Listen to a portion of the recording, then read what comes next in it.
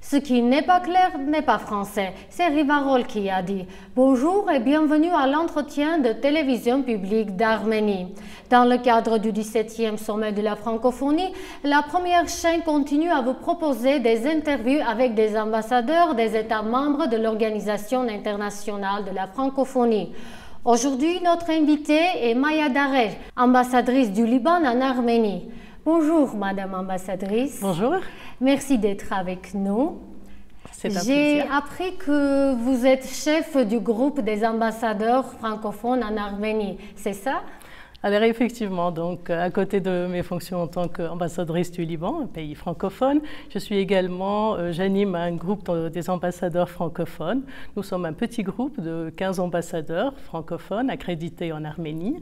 Ça fait quelques mois que nous accompagnons aussi les autorités arméniennes dans les préparations pour le sommet. Quelles sont les autres activités?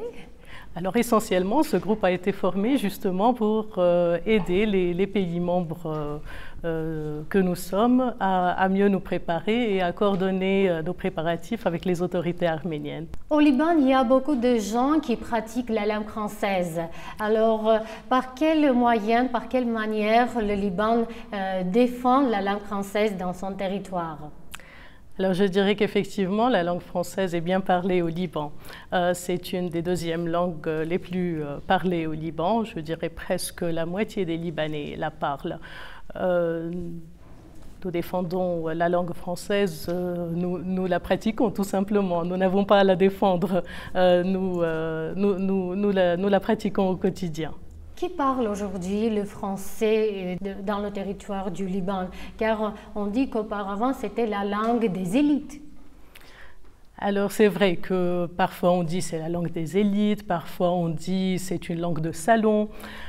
Aujourd'hui, la communauté francophone a évolué et se diversifie. Il y a tout autant de jeunes que de personnes adultes. Il y a aussi une diversification dans la répartition par région de la langue française. Au Liban, la deuxième langue est obligatoire dans les écoles publiques comme dans les écoles privées. Et le français et l'anglais sont les deux langues principalement enseignées comme une deuxième langue. C'est ce qui explique aussi la distribution presque égale pour les deux langues à travers le pays. Quand vous avez appris le français, et qu'est-ce que vous avez découvert par l'intermédiaire du français? Alors moi-même j'ai appris le français très jeune, à l'école, depuis la maternelle, et je dirais même plus à la maison. On parle aussi souvent le français. En apprenant le français, j'ai découvert bien plus qu'une langue, j'ai découvert tout un monde, le monde francophone. Et ça, c'est très grand. On dit que le Liban est le bastion de la francophonie au Moyen-Orient. Partagez-vous cette idée? Je dirais oui, pourquoi pas. Ça, c'est une appellation qui peut parfaitement être justifiée. Donc c'est l'un des pays les plus francophones de la région et c'est le pays le plus engagé vis-à-vis de la francophonie. Donc pourquoi pas. Quelle est l'attitude des Libanais envers le français?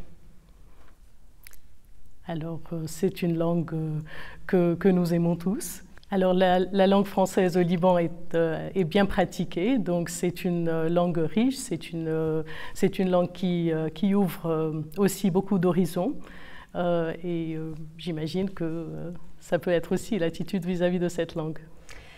Le Liban est membre de plein droit à l'Organisation internationale de la francophonie.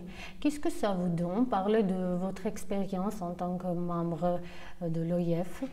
Alors effectivement, le Liban est membre de plein droit depuis 1973 et le Liban est un des pays les plus engagés envers la francophonie. Il est en coopération très étroite avec toutes les instances de la francophonie. Nous avons également accueilli le sommet de la francophonie en 2002 et voilà. Pouvez-vous choisir quelques mots français et donner leur définition pour nos téléspectateurs non francophones? Voilà, je vous donne le cahier et le stylo. Je vais penser à un mot français et je vais vous dire, je ne sais pas comment le traduire en anglais ou en arménien ou dans toute autre langue. C'est le mot nuance, la première. Nuance, c'est une toute petite différence qui fait une grande différence. Et le deuxième mot que je vais vous introduire, c'est le mot empathie. Vous savez ce que c'est que l'empathie? Oui. Alors l'empathie, c'est la possibilité de se mettre à la place de l'autre et de pouvoir comprendre ce qu'il ressent. Et je pense que le thème du sommet de la francophonie de cette année est justement très important dans ce sens, effectivement. Oui. Donc voilà, je vais vous les inscrire. D'accord. Avec l'explication aussi? Comme vous voulez, vous êtes bien libre. Voilà, c'est ma contribution personnelle au vocabulaire français.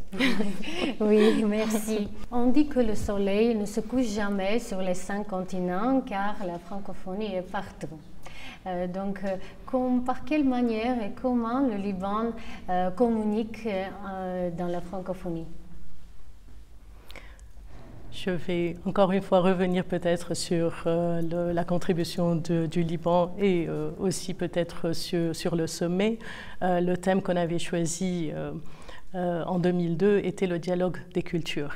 Et je pense que c'est par cette contribution que le Liban participe le mieux à la francophonie, par l'échange et par l'ouverture sur toutes les cultures.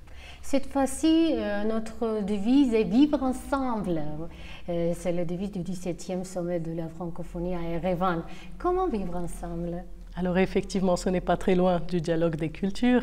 Vivre ensemble, c'est d'abord par un échange ouvert, par la compréhension l'un de l'autre, par le dialogue, par le respect mutuel et par beaucoup d'empathie surtout. Oui, j'ai aimé beaucoup ce mot, empathie.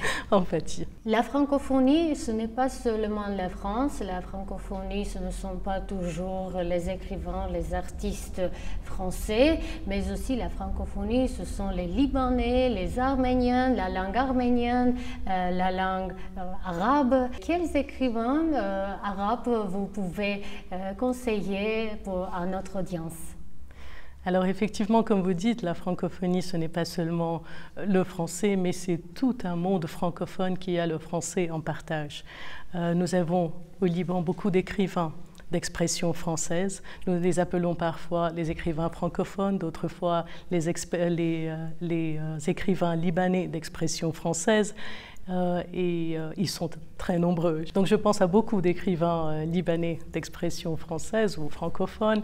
Je pense à l'académicien bien sûr, Amin Malouf, je pense à Alexandre Najar, je pense à d'autres plus récents, je pense à une écrivaine des plus récentes aussi, comme Carol Darer, mais pas de la famille. Je pense à Vénus Hurigada, je pense à... Voilà. Et si on choisit une œuvre, quel serait votre conseil?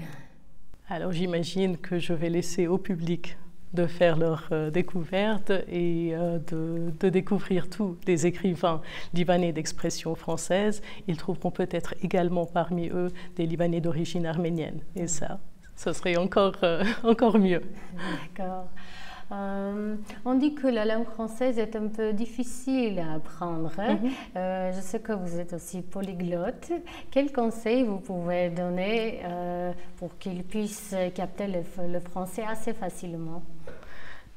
Alors, c'est vrai que la langue française est une langue très riche, mais plus on l'apprend et plus on apprécie sa richesse.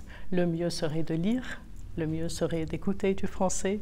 Je pense aujourd'hui les opportunités avec l'arrivée du sommet en Arménie, avec la télévision publique arménienne qui s'est mise au français, les opportunités sont multiples, il faut en profiter. Merci. Et vous, personnellement, pourquoi vous aimez la langue française? Parce que bien au-delà de la langue française, c'est tout un monde francophone qui s'ouvre à moi à travers cette langue. Et c'est pour ça que je l'aime. Est-ce que vous êtes arrivé à apprendre certains mots arméniens? peut-être un peu plus même. Vous pouvez citer les plus intéressants d'après vous? Khosum Mikit, Tejvar, Lezu Chat Tejvare, Hayeren Lezu, Chat Tejvare, voilà. Je pense que ça en dit beaucoup. Pas Chat Heta Kerkire. Oh, vous pouvez même dire toute une phrase. J'essaie. Սովորում եմ օրորի խոսում եմ ավելի լավ Շնորհակալություն. Շատ շնորհակալություն. Merci d'avoir accepté notre interview.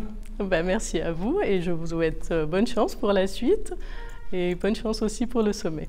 Merci. Notre invitée était Maya Darer, ambassadrice du Liban en Arménie. Au revoir.